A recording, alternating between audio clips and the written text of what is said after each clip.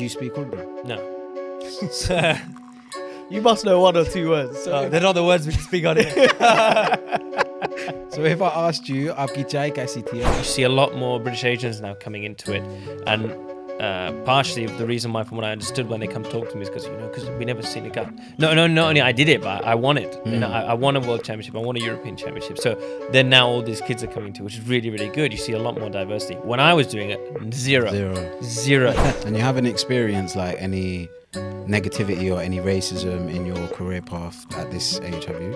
Yeah, like the Bin Laden joke. But I mean, it never bothered me. I mean, I don't really care. I actually like it. But I feel like when we're... I actually like it. Bin Laden of racing.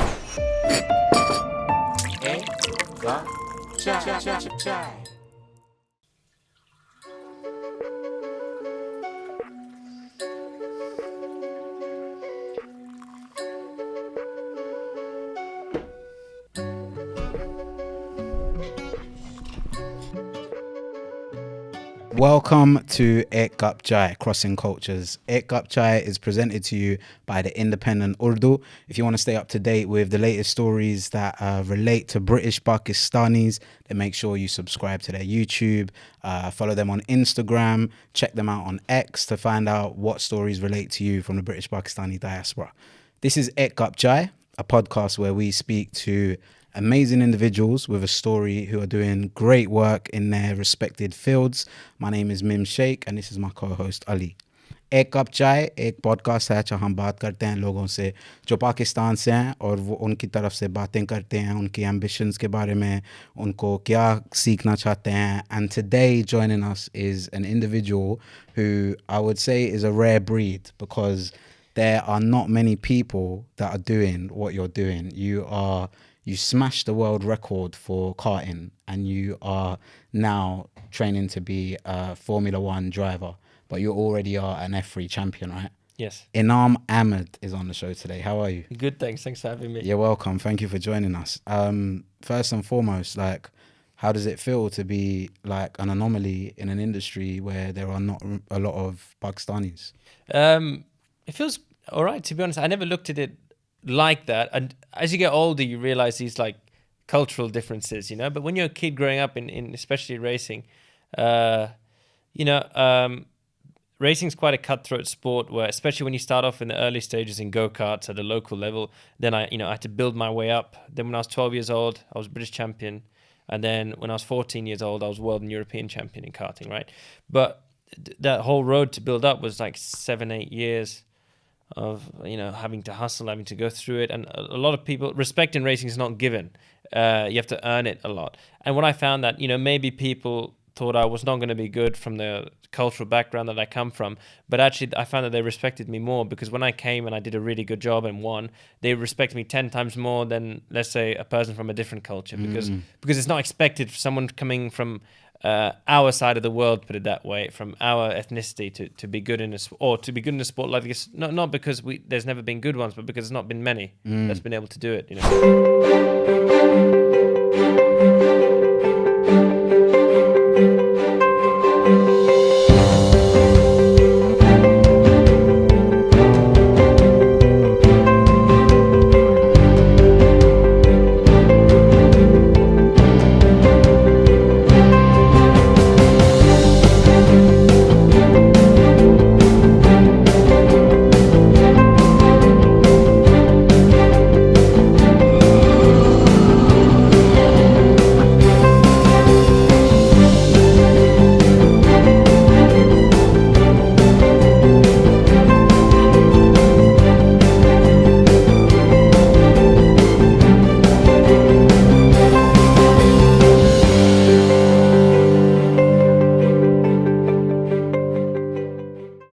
How did you go about like getting into it? Like, did you have like family support, or was you like super just, this is what I want to do and I'm going for it? No, my parents don't know anything about racing. They're not sporty people at all, actually. No, not at all. So I was against the grain from that point of view, because they were very much, both my parents didn't really go to school, actually. So they really wanted me to like go to university, everything, because they never did that. Yeah. But Yeah, I think they were a bit upset with me when I decided I didn't want to do that. You know what I mean? But my sisters are going to be going to university, inshallah. So that's all good. They've taken the reins from that point of view. But no, I mean, I had to prove myself to my dad that I was good enough. And then when I was winning at a local level, then he let me, and my mum then let me pursue it. Initially, they didn't let me want to do it. I was lucky that I came from a family that was able to afford me starting it in the first place, because racing does cost money. You know, I was going to say it's quite yeah. they say the reputation of it is quite like a middle class sport for people to get into, just because it's expensive. More, I'd say. You know, you need to. You know, it's a very anomaly. The only anomaly is that it's an upper class sport, to be honest, right? And that's why also I haven't been able to go where I've wanted to go, because there's a lot of funding required. For example, like the only anomalies are guys like Hamilton and things like that, people like that, Schumacher as well, that came from humble beginnings, but they made it work. There are opportunities, but psychologically you just can't give up, and you have to always be positive and open-minded and always deliver when it's your time to deliver. You know what I mean? Before that, how did it even come about though? You said your parents weren't into like any sports, like you being so young. How did it catch your eye for you wanted to get into it in the first place? When Hamilton won 2008 World Championship. Really? That's what it was. Was that the turning point? Yeah. I think what it was, I didn't know anything about Formula One before that. Nothing. And then I think it caught even my mum's attention, because seeing, I didn't realize it at the time, but why she was talking about it a lot. But now I realize as I'm older, seeing a colored guy win, like in a sport like that, I didn't realize how big of a deal it was. Like, so, okay, talk to me about that, because did that have a profound impact on you because of the color of Lewis Hamilton's skin? Yeah. So if that was Michael Schumacher, for example, No, I wouldn't have watched it. why is that? Because there was, not because I was turning it on, because it was, I think it got my parents' attention. Okay. Which then subsequently got my attention. Does that make sense? So my parents were like, oh, look at this kid, he's come into Formula One. He's winning and he's about to win the World Championship. Then I started following it, and then, you know, if he never came in, my parents would have never, you know, seen it. I think everyone in that time, when he was going for his first world title, was quite a lot of hype back in 2008 when he won it. Yeah, I think what you're saying is it's a key thing, because when you are a young person of color and you're impressionable, seeing somebody who is either the same complexion as you or a similar complexion, for me, it's had an impact on me growing up so much. I've always looked at people from the black community who have gone onto TV and stuff, and people who are Asian as well. So that would have the same, you now doing it and you beating records is going to have that same effect on, say, the next you. Yeah, when, there has been, when the cycle continues, right? There's been a lot more Asians now starting in racing. Really? Because within the racing community, you know, especially in British karting and in early stages of racing, because the highest thing you can win actually at a national level, that's the only thing higher as Formula One in the UK is probably British Formula 3. Like, it's very prestigious. Like Senna, a lot of very good drivers came from it. You know, it's a very prestigious championship. So when I won that in the racing community, not just winning that, winning a world championship, I got good recognition. Alhamdulillah, I got good recognition. So then when I go back sometimes to the karting world and I see it, and you see a lot more British Asians now coming into it, and partially the reason why, from what I understood when they come talk to me, is because, you know, because we never seen a guy. No, not only I did it, but I won it. And I won a world championship. I won a European championship. So then now all these kids are coming to, which is really, really good. You see a lot more diversity. When I was doing it, zero. It was literally me. That was it. Yeah. Zero. Do you remember what that first experience was like? So obviously you've probably gone away and realized you have to work your way up in the karting world, etc. Yeah. First time you got in a car, do you remember that first experience? I remember the smell. Really? The octane. It was two-stroke petrol. You had to mix it with oil back then. No, it's still two-stroke karting anyway. You had to mix it, and that smell. That smell, it's not like normal gasoline you smell here. Two-stroke petrol has a certain smell to it that's really like addictive. Yeah. When I go like to a sniff it in petrol the back of a station, truck. when I was a child and I go to a petrol station, I'd want my people to stay there longer just so I can take in. Open a window and just put your nose out. Literally. But for you, it must have been more like that smell must have been more. That must have stayed in your memory or your psyche or something. Yeah. It does. And actually, I didn't love it like the first time I did it. I was actually more scared. But then my dad tells me this, because I don't remember, it was so long ago, but like I was 8. But my dad told me that you were scared, but you still wanted to keep going back. So my dad, like, all right, whatever, we'll go like next week, we'll try it again, whatever. And then I grew up in a, you guys can relate to this, but you know, in Asian culture, our parents are very sheltering, you could say. You know, especially mums, like they're really like, oh no. Very protective. better, don't do it, don't jump off the desk, don't do that. You know what I mean? So I think that I grew up like that. So when I jumped into a vehicle that I had full control of for the first time at 8 years old, that could go 40 miles an hour, which is quick for 8 years old. It's like, oh, it's quite scary actually. I never had control of something, and then when the more I did it, the more control I got of it. Then the fear went. Then I realized how much I liked it, and then I was actually good at it, and then it just went from there. Then how did they because I guess it's a very worrying thing for a parent to let their child go into something that could, it's prone with like crashes, stuff could happen. How did they get over the fact that you're going to be okay? My mum tells me this one story. She's never still watched me race. Oh, really? Still to this day, she can't. Not even from young? No, she can't.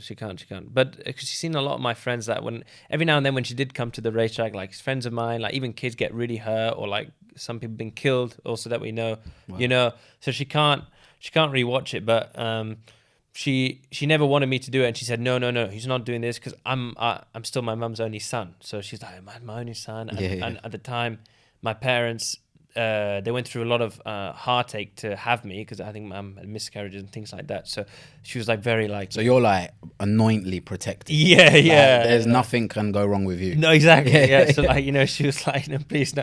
And then I sat down in the middle of the night because I was very upset. I don't remember it vividly, but my mum does.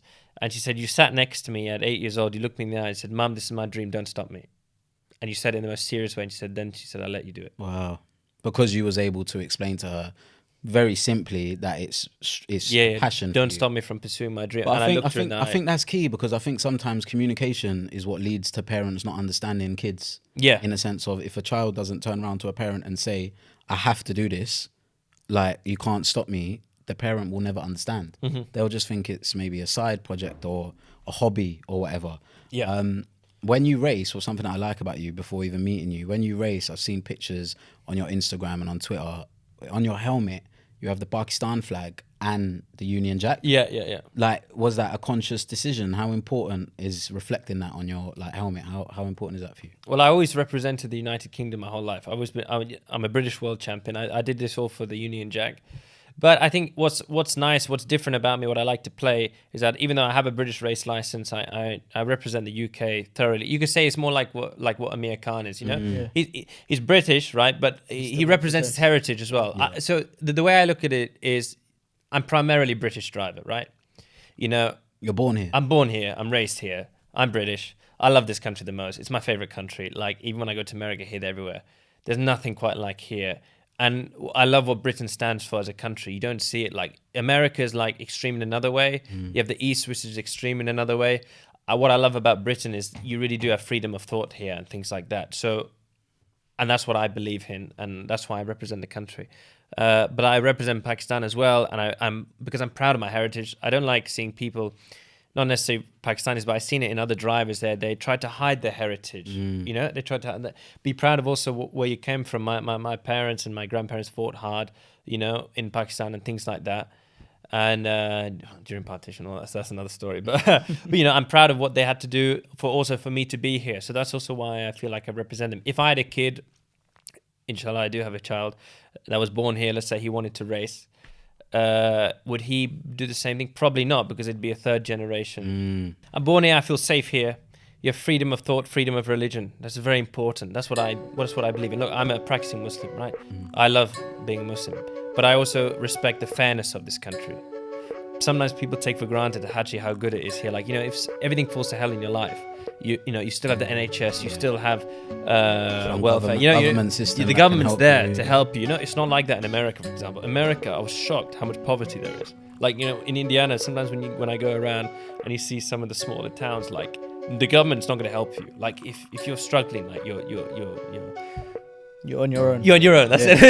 Yeah. Which is why a lot of people come over to the UK. Yeah. To be assisted by such an amazing infrastructure and ecosystem that we live in. And look how the demographics changing with the politics. It's all run by South Asians now. Yeah. Well, Scotland here, everywhere. Basically. Rishi Sunak, Hamza Yusuf, Sadiq Khan. Yeah. I'd be worried.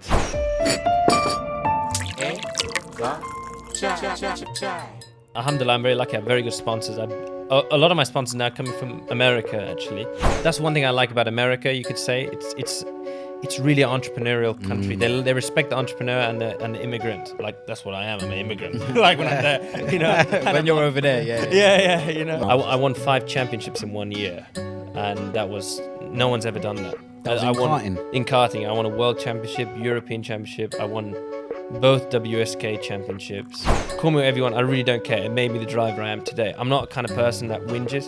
So rather than whinge about it, just do it. And I think also that's what made Hamilton the driver he is. Because, like, you know, Lewis kept quiet, used it, and that's why he was such a ruthless killer on the track. Like, he's just so on it all the time. Just touching on that, you said that he got you into racing pretty Yeah. much. Have you ever met him or watched him race live?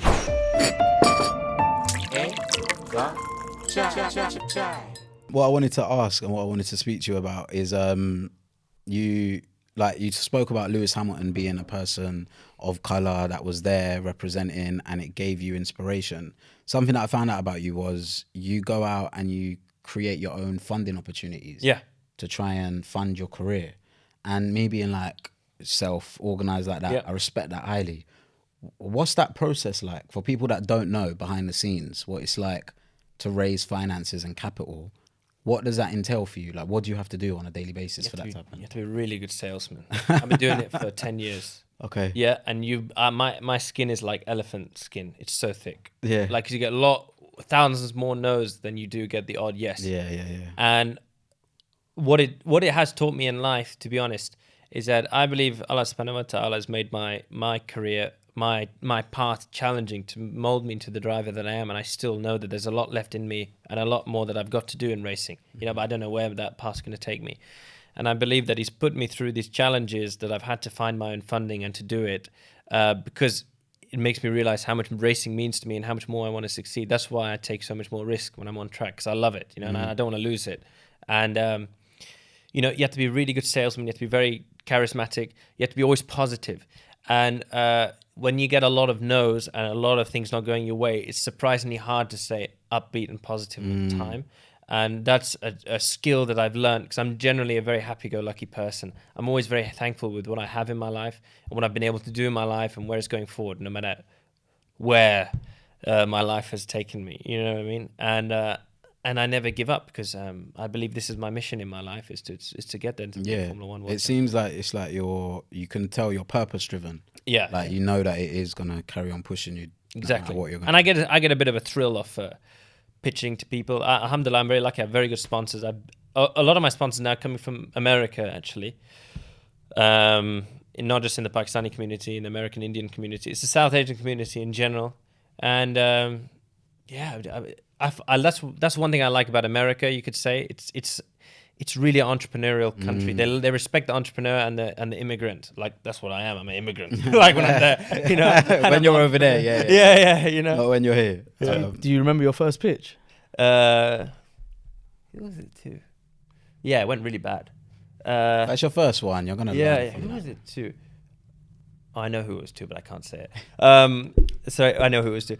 So one thing I learned, right, from all the pitching, right, the mistake I made was I came across because I was desperate at the time, but I came across too desperate, basically, right? It's basically begging for Basically, money. yeah. That's the trick is, no matter how bad your life is, you can't show it in your face. It's poker. Yeah. Okay. Right? And even though you really need it, if you don't get it, so what? Yeah. You know, and you can't show a flinch.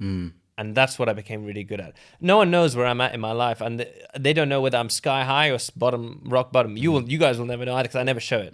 But like, that's the trick. You got to stay cool under pressure. At what point did you learn that though? Like, how far along your pitch journey? When it kept going wrong.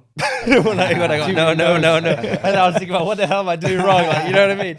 And then I realized, no. You got to sell them the dream. You got to sell them the dream. And then at the end of the day, it's their choice whether they want to invest into me. And if they want to risk it, they know what the risks involved. But there's a lot of reward too. And, you know, you're on Prime TV, 60 million average viewers, all the races on Sky Sports F1 here in the UK, all on NBC, Peacock TV in America, you know. And now racing is probably one of the biggest sports in the world now because of Drive to Survive and F1. It's got really big. So, you know what I mean? It's just like, you got to learn how to get charisma. And also, I learned that from traveling, and just I used to love making friends with people. So I just used to go up, and especially in America, I just used to go up to people, talk to them randomly. And like half of my sponsors I met by accident, like either in like a top restaurant in Miami or, you know, in LA. And that's my investment, actually. You know, like my investment is I will go stay in the best hotel. I'll go stay in, you know, I'll go to a good restaurant, even when it's out of my means, but just purely because I know the quality of people that will be there. You never know who you're going to meet and when. And like my biggest sponsor, I actually met him in a cafe by accident, and we got talking, and then he's been my title sponsor ever since. Amazing. A guy called Zach Khan in America, super good. Because guy. sometimes you don't necessarily learn those skills, right? But you've gone out in your career, aside from being a racer, but learn and develop those skills just by yourself. Yeah, by doing. And you do, and you fail, and you do, and you fail. But I think one thing that I like about you is you always pick yourself up and keep going again. Keep going. 15 years I've been doing it. But where do you get that kind of resilience from? Like, some people might not like failing, and because they won't do it again, right? And they take that one failure to heart, and they'll stop chasing their dream. But where do you get that bounce back ability from? Without the religion, I wouldn't have it. Really? Yeah. I got brought to my knees a few years ago. And I was never a religious person growing up, you know, to be honest. But then I learned everything about the religion so I'm 23 now, so around 2021. And practicing the religion and praying and things like that, I learned to be in tune with my spirituality as well. And my intuition became way stronger. So I feel like my intuition guides me much better now. And I know when it's the right time to keep going or not. And I had enough signs in my life to tell me this is, you know, you got to keep doing it. And, you know. So what's your pathway now in terms of you're currently, I'm assuming, at F3. What is your pathway to F1? So for those that don't. So I won British Formula 3.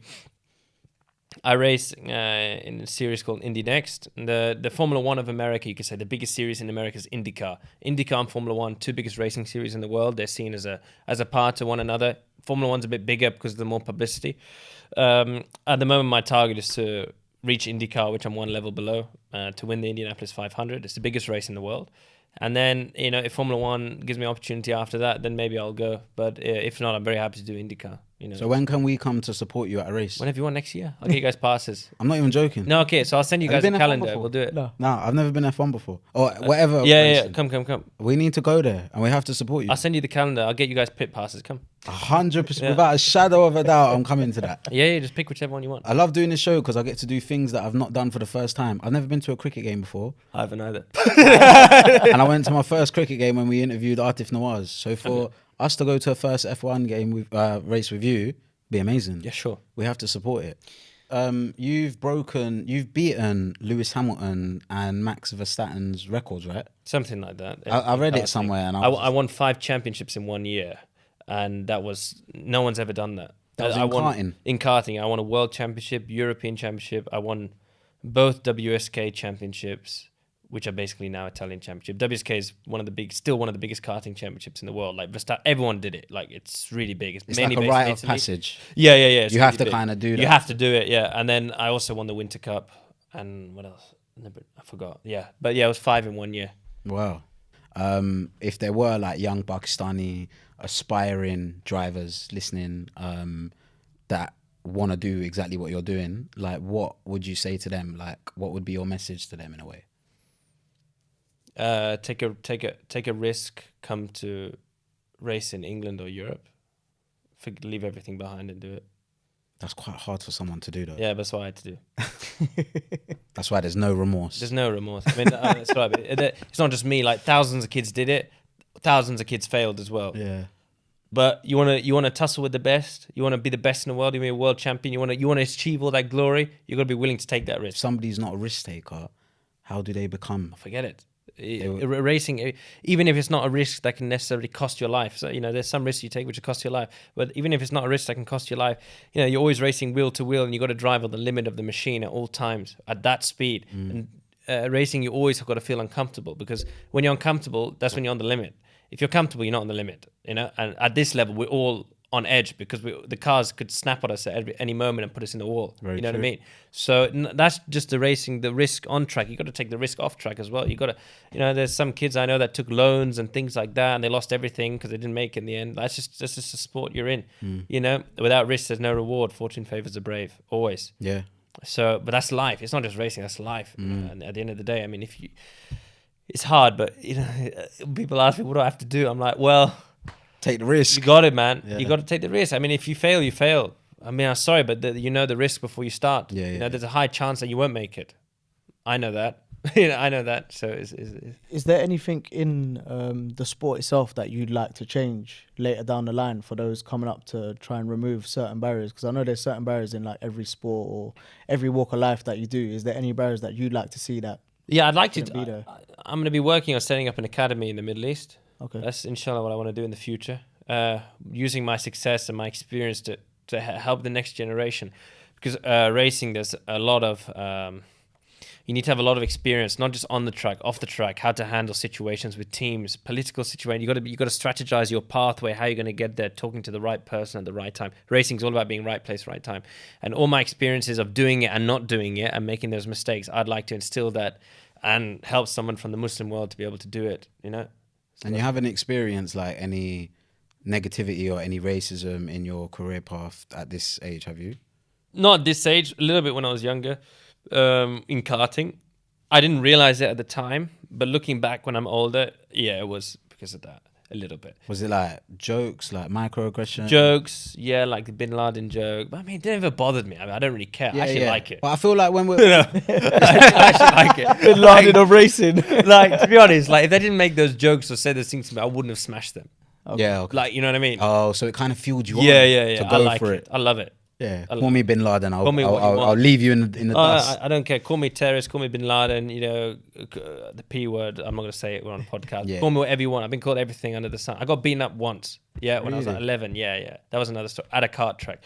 But like, call me whatever you want. I really don't care. It made me the driver I am today. I'm not a kind of person that whinges. So rather than whinge about it, just do it. And I think also that's what made Hamilton the driver he is. Because like, Lewis kept quiet, used it. And that's why he was such a ruthless killer on the track. Like, he's just so on it all the time. Just touching on that, you said that he got you into racing pretty Yeah. much. Have you ever met him or watched him race live? Yeah, I met him when I won the world championship in karting. He presented me with my award in the Grosvenor House, and yeah, it's really nice. I met him a few Did times. you tell him that he was the reason that got you? I did, yeah. Oh, that's so nice. What was his reaction like? I can't remember. I can't remember. He was like, "Shut I up! was Don't, like, don't I be did too it, good. Don't be It too was good." like, it was 100 like, times yeah. ready. It was like, yeah, man. I was like, I can't remember, but yeah. What's your opinion, on all right, Lewis Hamilton is great, right? He's Yeah. absolutely amazing at what he does. But everybody now knows who he is, knows what he's done, and he's coming to a part in his career where it's gonna be like, when is he gonna retire and stop, right? What is your opinion on people who stay for too long? I'm not saying Lewis Hamilton has, but I'm just saying there's a younger generation in every industry, in every field, that deserve the same ranking, right? If they're as good. Like, what's your opinion on that? Do you think they should retire, or do you think they should carry on for as long as they can? I mean, if they keep performing, they should carry on. If they don't perform, they should leave because they need to give space to the next guy. Okay. So So it's all down to performance. yeah. So even if he carries on winning every single Can't race, stop then. okay. Yeah, fair. Why would you stop? No, I get you. know what I mean? I just think sometimes, but then how many times are you going to carry on to win and win and win and win and win and win? That will never happen though, because that's sport. That's the law of nature. You can't keep doing it. As you can see, he hasn't won the last 2 years. He won everything in a row. Now all of a sudden he's lost it all, and it's just everything's life's a full circle. Yeah. You don't stay there all the time. No, it's true. So You Yeah. can never stay on top. nah, you can never. Everyone loses at some point in their life. We're all human. We're not God. What would be your like dream car brand to work with? To be honest, I really couldn't care less. Whichever car is the quickest. It doesn't time, matter. Okay. Whatever's a championship-winning car. Okay. I just want to win. I mean, like you have some cars that are like a big brand, but they're finishing at the back. Yeah, like what's the point? What's the point? I don't care. It doesn't matter. Really don't care. Just care about winning. Yeah, whichever's the best at the time. Do you know what some of the reasons are behind that though? For some people that don't obviously understand the sport, some of those bigger brands not having some of the best engines around when they've got some of the best cars around, one like the best brands around. How do they fail in that department? Well, Mercedes won it like the last six titles, and then the last 2 years Red Bull beat them, and Mercedes has been struggling because Formula One every 4 years they do like a big regulations change, which basically they throw the rule book out and they do a new set of rules and the new dimensions and everything the car has to be, parameters that they have to keep in. Basically, the engineer's job in all these teams is to push the car on the borders of being illegal. Like that's how you get the fastest car, and it's so complicated. There's so many factors. You know, it's like the biggest thing is like aerodynamics. And it's so complex, man. Really? How much CFD wind tunnel they do, and it's just like if you get it a little bit wrong, if you get one thing wrong, as a chain reaction, like if you don't get the airflow right coming off the front wing, and it makes a wrong vortice, that will affect the diffuser at the back, which means you got less rear downforce. It means you got a more oversteer rear end. Like, and it's not just that; it could be just like, you know, they have a different rear suspension, which is too stiff, which means they can't sit down, or, you know, or then they're porpoising. There's like a million things it could be. It's so hard to get it right. So how do you know all of this stuff? Because I'm in racing, is what I know. It's my job. I just isn't it? never knew you'd know it like in that detail. Yeah, like, yeah. like a physicist. No, I'm not. I'm like even lower than basic. I'm just the driver. I just, you know, you just hear about what engineers are talking about, but what they're doing, man, is so complicated. How much are drivers involved in that process, out of curiosity? Because at the end of the day, when things go wrong, they're the ones sitting there and probably taking half of the blame for it or taking account for it. How much are they involved in that process? The higher you go up, the less you're involved. Really? Because engineers want you to stay out of it, and also it's just too complicated. The car, honestly, these cars are so complicated. So you're literally just getting in the car to drive it. Yeah. And Honestly, everyone else is fixing everything. The amount of times they're adjusting things to rebalance the car because of air pressure, different temperature changes, like this and that. You can't keep. They're changing 150 things each time you go out on track. You don't know. You don't know what they're doing. Like when they do the pit stops, everything is so quick. Yeah. No. That's just tires. I mean, when they make a setup change, let's say like they went to Singapore, okay, rear suspension's too stiff, we've got less traction. All right, we're going to change geometry, rear springs, anti-roll bar, gear sets, everything. You know, you're going to change a lot of things. For example, like, you know, it's not simple as, and, you know, it's better to drive it at that level if you don't, because you want to go into the car with a clean mind, always drive it as fast as you can. Because if you have an idea of what they're doing, you might have a preconceived idea, which is the wrong thing. Because then when you come into the pits, they're going to ask you a question, how did it feel? If you have a preconceived idea, you might be biased on your feedback, which will lead the team in the wrong direction on car development, which is a complete nightmare.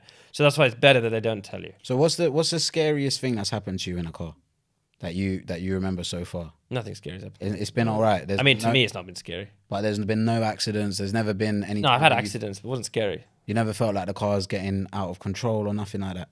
Actually, no. There was one. No, sorry, that's a lie. First time I was like, my eyes were like this was when I did my first free practice for the Macau Grand Prix. Macau Grand Prix is like the best track in the world. Every Formula 1 driver says it. It's true. It's the World Cup of Formula 3, right? And you can watch a video about it after if you watch the onboard. Bro, the track is just guardrails, and it's through the city of Macau, and it's so fast, and it's way longer, so you have way more corner, and you're just going like left, right, fast. You're going like 100 mile an hour, 130 mile an hour, and the guardrails are like this. If you just slide, you carry a bit too much speed, you go bang, bang, bang. Oh, off the rails. I crashed like 2-3 times at Macau. Really? Yeah, and like, but when I did my first free practice, everyone says it's like the known thing about Macau. I came in, and it's the funny expression. And then they say, "Oh, good job, mate. You're 3-4 seconds off," which is like in racing, that's a lot. But in Macau, that's normal because it takes so much to like brain to compute. It's just so, and then you have to build up to it. If you just go flat out straight away, you're gonna shunt. And in a street circuit, if you shunt, you destroy your whole weekend because you ruin subconsciously. No matter how much you think you have it, you ruin your whole weekend. You'll never be able to push the same way because you're scared not for necessarily hurting yourself. But if you shunt again, you destroy the car. You're out for the weekend. You know what I mean? One thing I'm curious about, do you speak Urdu? No. You must know one or two words. So They're not the words we can speak on here. So if I asked you, Aik Chai kaisi thi, what would you say? I don't know what you don't understand. No, you're lying. I swear. So, Aik Chai kaisi thi, You're asking how was the tea? You do know. There you go. You do know. You're lying. I want to see what people say about me. I think you understand it, but you might not be able to talk it as much. Is that something that you'd want to do? Not really. What, you don't care about speaking a native language at all? How come?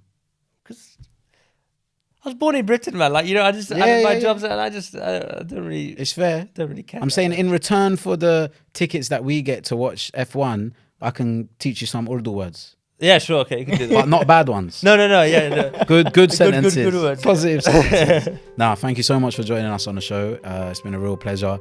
Yeah, you've been tuned into Aik Cup Chai Crossing Cultures. This has been Inam Ahmed, and keep it locked. We'll be back next week.